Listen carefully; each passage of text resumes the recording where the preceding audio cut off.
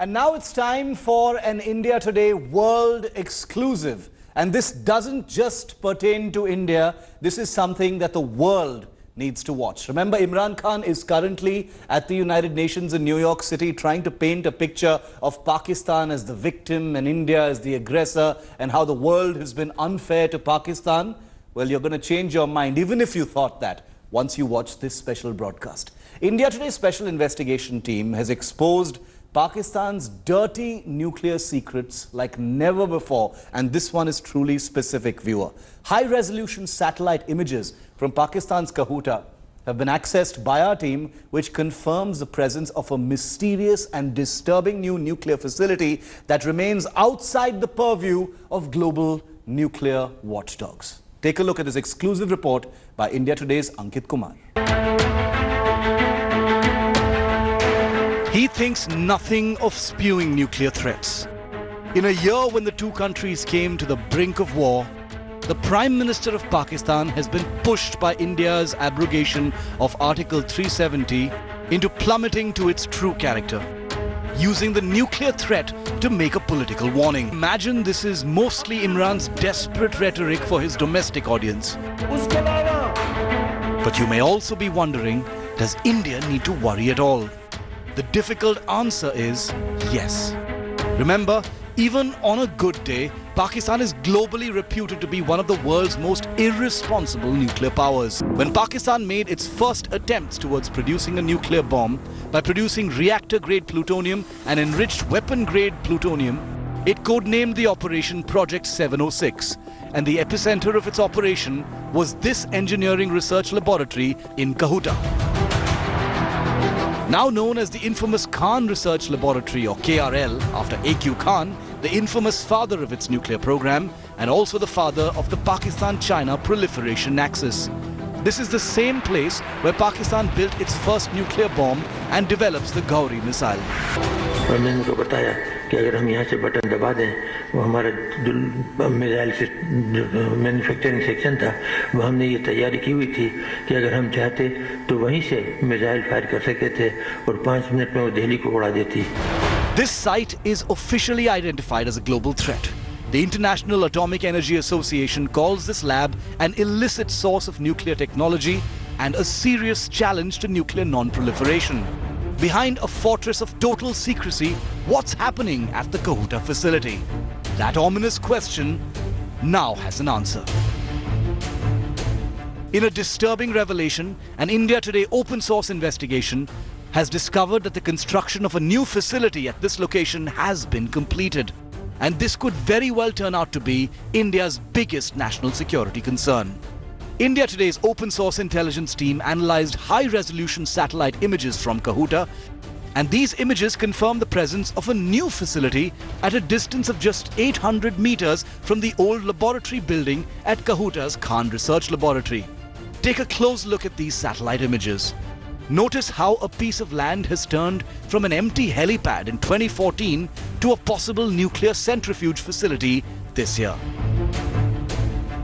Experts we spoke to tell us the construction design of this mysterious new building matches the designs of nuclear centrifuge facilities in North Korea and elsewhere. The damning new images have a dark backstory. Research done by independent think tanks in the UK and US had earlier pointed to an under-construction structure at this facility. The Nuclear Threat Initiative, or NTI, at King's College London, IHS Janes, and the Institute for Science and International Security all agree that the then under construction facility was most likely a nuclear centrifuge intended to produce highly enriched uranium, which could also be used in nuclear warheads. Well, these warheads would ostensibly be chiefly for Pakistan's land-based nuclear delivery systems, including the medium-range Babar cruise missile, Shaheen 1A ballistic missile, and even the tactical short-range Nasr missile, all of course pointed solely at India. Indian experts unanimously agree about the nature of this mysterious new building. Satellite images that I saw very clearly indicates the intent that was existed from that time onwards. And I think it is very surprising that the international community has not made enough noise about it. This facility being coming up very close to Kahuta facility, where There is a lab from which the weaponization of ballistic missiles that have been taking place. This is facility which is helping further weaponization of Pakistan's nuclear capability. While foreign watchdogs remained inconclusive as the construction continued at this facility, these exclusive new satellite images acquired by India today finally confirm that the facility, spread over 6 hectares, is fully ready. Surrounded by a thick 2-meter wide boundary wall and a camouflage rooftop, all telltale signs of the secrecy at play. The very fact that it is so close to Kahuta laboratory, Abdul Khan lab, now the Prime Minister of Pakistan has, even in his smallest address to public in Pakistan, he talks about taking on India with nuclear weapons. So that attaches a little more important and urgency, so to say, to understand as to what exactly is happening there, what is the capacity buildup that is taking place, and what is its impact on India. So how big a threat is this for India and the world? And are we prepared to deal with a growing jihadi nuclear arsenal? Remember, this is a country with a large sponsored terror base where terror chiefs are treated as VVIP citizens. Who is to say then that nuclear weapons or nuclear material cannot fall into jihadi hands? We today have capability of having credible deterrence.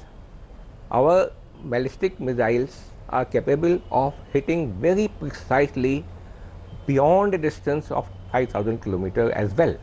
The government, I am sure, must be taking due note of these kind of developments and accordingly enhancing its facilities, infrastructures.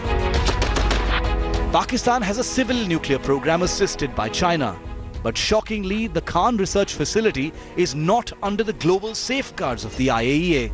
With Imran Khan already putting the onus of a future nuclear flashpoint on the global community, experts believe it's time for the international community to intervene. If you see this facility, this picture brings you very close to North Korean and Iranian facilities that have been existing. And if today, if we say that, okay, it's only Iran and North Korea and not Pakistan, I think there is something fishy about it.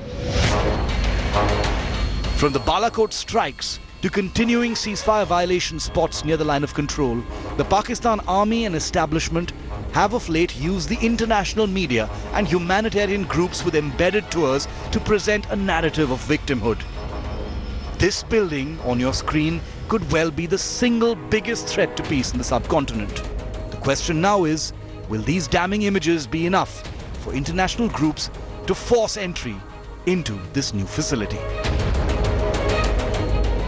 With Ankit Kumar in Delhi, this is India Today's Special Investigation Team.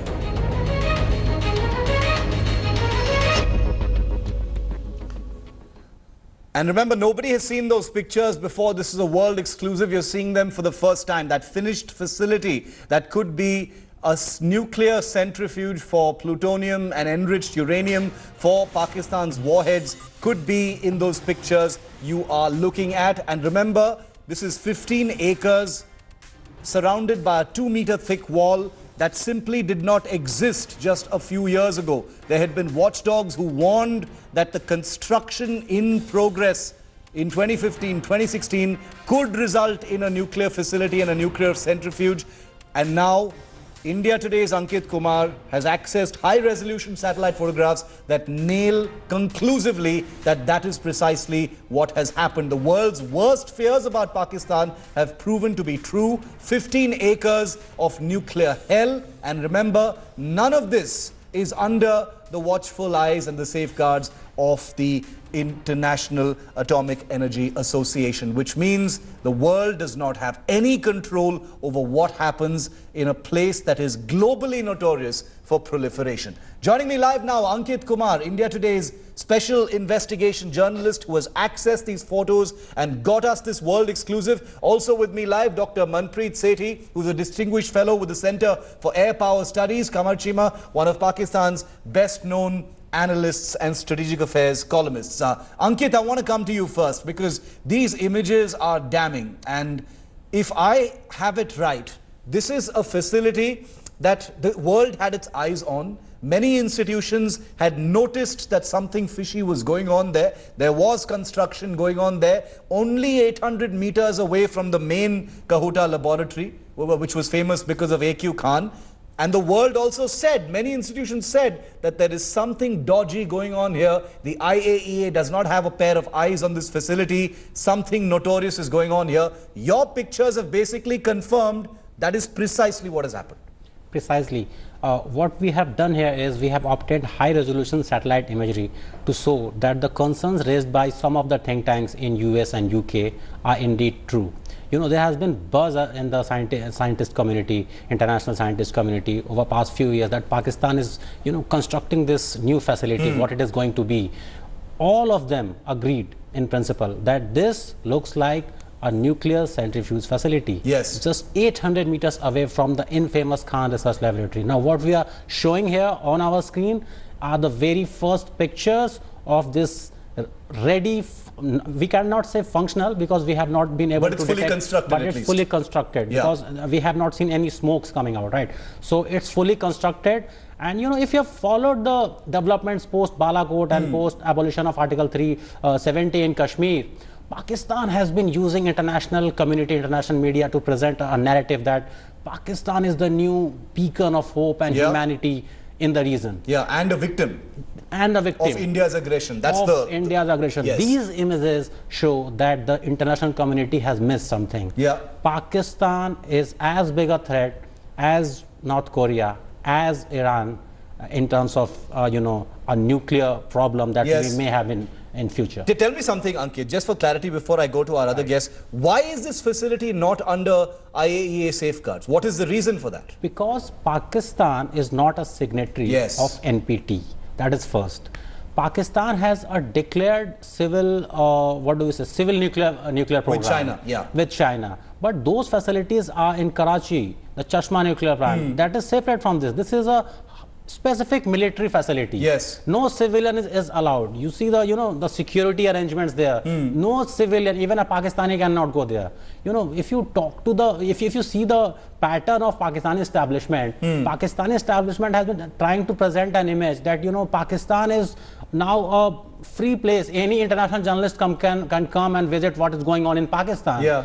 If Pakistani establishment has nothing to hide, they must arrange a tour as they have been doing for, you know, POK borders and for as they did in Balakot. They must take a team of international experts and journalists to this facility and show them what they are doing there. Okay, will they do that? I highly suspect, if you know, even if ordinary Pakistanis are not allowed here, who is to say that anybody from outside will ever be allowed, especially because it's a military dedicated facility for you know, enriched nuclear fuel for their warheads. I want to bring in Dr. Manpreet Sethi before I bring in Kamar.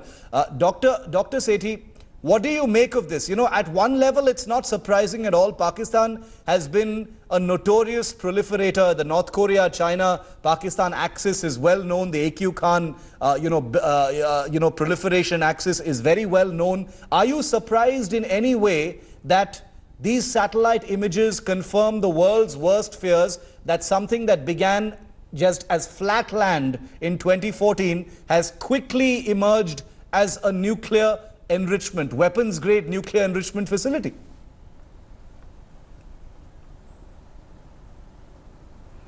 Well, thank you, Shiv, for having me on the program. No, I'm not surprised. You know, you remember when Pakistan tested its nuclear weapons, it started by saying that it's going to build a credible minimum deterrence. Over the years, this has graduated into being called the full spectrum deterrence. So the fact that they're going to increase their arsenal, the numbers are growing. We understand that because every year the annual reports that come out suggesting the increase in arsenal are very much evident. Yes. So it's pretty clear that infrastructure to fuel this increase in the arsenal has certainly been going on. And neither is this essentially a matter of concern from the deterrence point of view for India. See, as far as deterrence is concerned, India is suggesting if you use nuclear weapons against me, I will be able to retaliate in such a manner as to cause unacceptable damage. So increase in numbers don't really matter from that point of view. What is a matter of concern from the story that you have broken today is essentially the safety and the security aspects that come into the picture.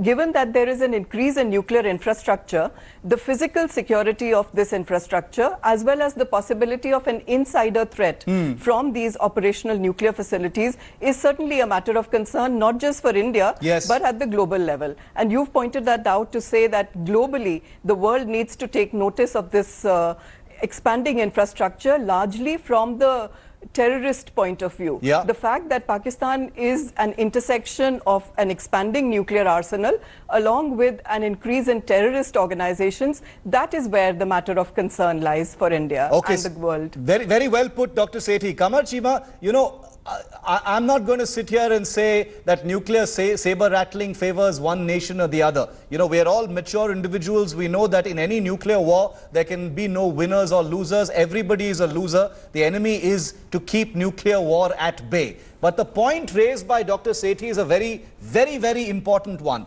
The increase in this secretive nuclear enrichment infrastructure, which has been revealed in Ankit's breaking story here, this world exclusive here, basically suggests that the trouble could increase. There is more vulnerability. This equipment and this material could easily fall into the wrong hands, non-state hands.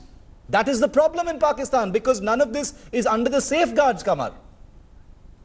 Well, I think, Ashif, you just need to listen me. You know, Pakistan has taken all the measures which have been offered by International Atomic Energy Agency and UNSC, you know, which are multi-layered nuclear security initiatives. Multi-layer nuclear security initiative introduced by IEA and UNSC. One thing, you know, in 2004, Pakistan signed Article UN Resolution 1540 that spoke about the spread of weapons of mass destruction. Pakistan is signatory of that.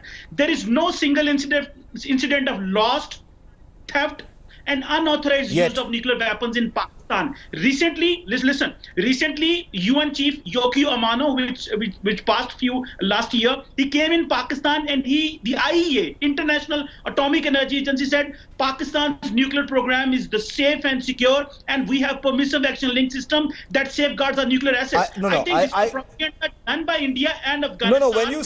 When you say that there have been no instances. When you say there have been no instances of theft or loss of such material, you know, the point is it takes one such instance for things to be reaching an irreversible point. Dr. Sethi, does anything that Kamar Chima is saying right now hold any water? Does this take away the argument that these facilities increase vulnerabilities, especially in a country where terror chiefs and terror organizations are state-funded, state-sponsored, and these terror masterminds are considered, you know, VVIPs in those countries? Who is to say that they won't have access to these materials? Dr. Sethi. See, Mr. Chima is right in suggesting that a lot of effort has been taken by the Pakistani state in order to secure their nuclear weapons. We all understand nuclear weapons are the crown jewels for Pakistan. They do take good care of them. But nevertheless, we have seen that terrorist activity has taken place in high security installations in Pakistan. Exactly. They have been, able to get into Air Force bases. Now, given that the Pakistani terrorists today, the organizations which are being, flourishing in that country, are not just anti-US or anti-India any longer. They are also anti-Pakistan in some extent. And therefore, while Pakistan might be taking all measures in order to secure these sites, the chances of, infiltration or insider threat cannot be ruled out. And the more this infrastructure expands in a country which is ridden with terrorist organizations, that's where the problem lies. Ankit, whether it is the ISIS, whether it is groups like the Jaish-e-Mohammed, whether it is other groups as well functioning within Pakistan, the Taliban included, you can dismiss it as propaganda. But what Dr. Sethi says, and Kamar, you can answer this in a moment after Ankit, what this basically means is they've got their eyes on it. They know that this, there are these vulnerabilities exist, Ankit, and no one can actually make a confirmed statement to say that these things are 100% safeguarded. Isn't that the truth? Well, since Mr. Chima quoted the IAEA, I want to show you something. This is a press statement from IAEA. It was released when an international nuclear trade gang was busted. Read it out. In Africa. It says, this episode is seen as a critical milestone in the investigation into the so-called AQ Khan network, an illicit source of nuclear technology originating from the Khan Research Laboratory set up by the Pakistani scientist Dr. Abdul Qadeer Khan.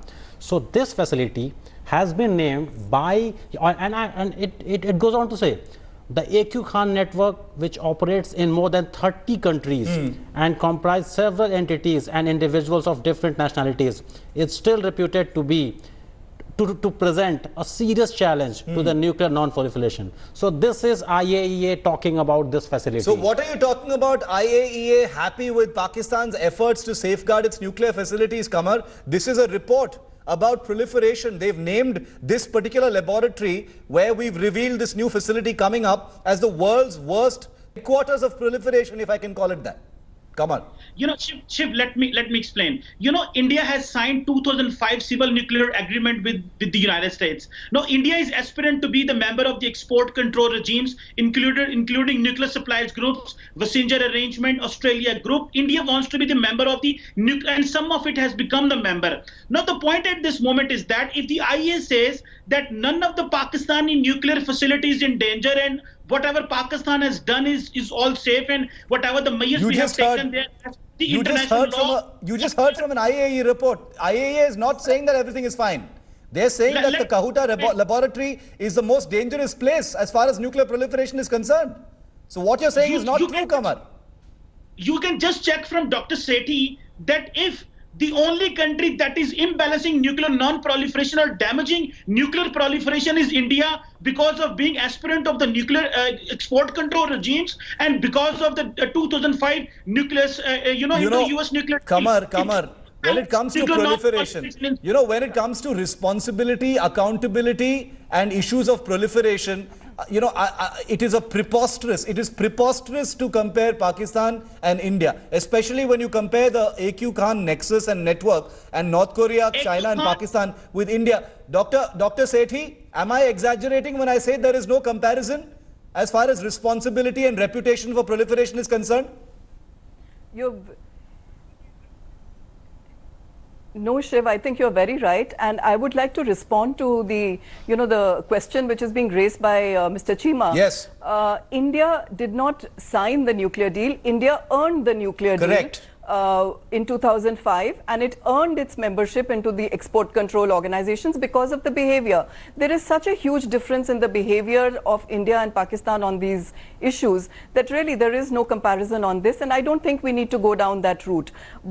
I think what we are suggesting is that it is a matter of concern that Pakistan is expanding its nuclear arsenal at a time when it's not bringing its terrorist organizations into check. Exactly. And that is a problem. See, every country which develops nuclear weapons has the right to build what it believes is credible deterrence for them. Pakistan is doing that. I don't have a problem with that. My concern is that expanding arsenal, the increase in nuclear warheads, the increase in the infrastructure brings dangers which can lead to inadvertent, going into areas which we don't want to go into. And that is only the point that I would like to flag on the discovery that you've made today. Yeah, Kamar, you can respond to that, because if you quantify this entire situation, Pakistan has a large arsenal of nuclear weapons, that is, hardly commensurate, and the increase in nuclear activity is hardly commensurate with crackdowns on terror activity, terror organizations. Most of it has been cosmetic, most of it has been eyewash. These so-called house arrests of Pakistani leaders, I mean, that is just for the world's consumption. But has anything at all happened as far as terror activity is concerned that Pakistan can say that these facilities are not vulnerable? I think Dr. Sethi is right that India earned all that what she's saying as far as the export control regimes and the other. But at the same time, you have destabilized the region. Now, the point is that if you go to the conference on disarmament, where we are talking about the fissile material cut-off treaty so that no future fissile material is produced, we are not reaching consensus because India is getting member of the export control regimes to get the new technology about nuclear. India is getting with America about the signing Indo-US nuclear deal. So you are destabilizing the region. You are not making India peaceful or I secure. don't know. You know, I find it amazing. I find it amazing, Kamar. No. I find it amazing. Dr. Sethi, I wanted to bring you in, but I just want to have a quick small word. I find it actually amazing while we have these pictures on our screen right now, revealing this new nuclear facility to the world for the first time. I find it actually amazing that Kamar could sit there and say that India earning a place at the nuclear table is what is destabilizing the region, rather than the continued support of terror and the terror attacks that Pakistan sponsored between two nuclear neighbors. I just want to put that thought out there. Dr. Sethi, please respond. Yeah, I think he also very well understands and that Pakistan is still in a state of denial on this particular issue. But I want to respond to his fact about the FMCT, the Fissile Material Cutoff Treaty. I think the dates are completely mixed up in his mind, because he's mentioning 2005 as when they stopped wanting to have the FMCT. Pakistan for the last 2 decades has not wanted to get into the Fissile Material Cutoff Treaty. The negotiations at the Conference on Disarmament have been held up for the last 2 decades, and it's well known that it's Pakistan which has held up this consensus. India agreed to the idea that negotiations on Fissile Material Cutoff Treaty must happen, and that putting a stop to fissile material production will be one way of stabilizing the situation. But it's Pakistan which has held up these negotiations for so long. Yeah, Pakistan has been in denial. They have stalled negotiations, they've stalled discussions. They want to make it seem like everything is hunky and dory while these new facilities still come up. One final question with Ankit, since he's the journalist who's broken this story. It's a world exclusive. Ankit, Kamar, 20 seconds to you. You want to just add something?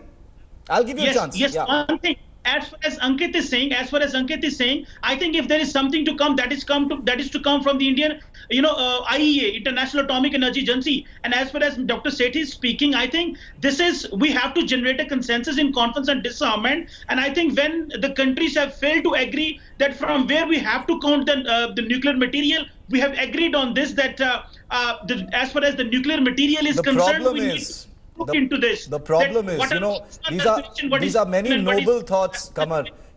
Kamar, I appreciate your sentiments, but these are many noble thoughts that we're talking about right now at a time when there is no equal footing here. India's facilities are all under safeguards. The fact is Pakistan's facilities are vulnerable because India is not a sponsor of terror. We don't have terrorists in our country. The only terrorists in our country are sent from your country. So don't compare the two. There is no equality between the two countries as far as proliferation and vulnerability of nuclear facilities is concerned. That is a fundamental difference between India and Pakistan. But Ankit, I want to give you the last word. How will the Indian government and the Indian security agencies be viewing this information? They would have their eyes on these pictures as well. I'm sure they've been monitoring the development of this particular facility in Kahuta in Pakistan. What would their response be? What kind of backup responses could currently be in the system already? The officials that we have talked to, Shiv, have clearly pointed it out that we have an indigenous deterrent system which can tackle any threat, any possible threat which comes from Pakistan. As far as Mr. Cheema is concerned, leave India and Pakistan for a moment. It's not about India and Pakistan. It's about the IMF. You have a country who is begging for aids on a daily basis. And its prime minister every day repeats the word nuclear as if it's their national song. Right? So we have this funny situation where a country's economy is going down, wanting money and still issuing nuclear threats. And investing a lot of money not in civil facilities but in military facilities. That is the core issue here, and Mr. Cheema will not agree to it. But Mr. Cheema, why does your union budget does not mention the cost of this facility? It's incredible. This is the problem. There are special VVIP facilities. I'm out of time. And read your budget documents, Mr. Cheema. It does not mention. Not surprising. It does not mention. It does not mention the cost of this facility. Go and read it.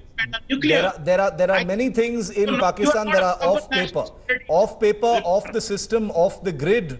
And that is the reason, like Dr. Sethi said, that they are so vulnerable. That is the point here. The point is not about making nuclear facilities. The point is who could have access to that nuclear material. We're going to end it there. But thank you very much. Pleasure to have you, Kamar Chima, Dr. Manpreet Sethi, and of course Ankit Kumar for that excellent world exclusive, the fallout of which is going to be felt across the world. The United Nations General Assembly is on. We'll get you reactions from New York City as well later this. Thanks for watching the video.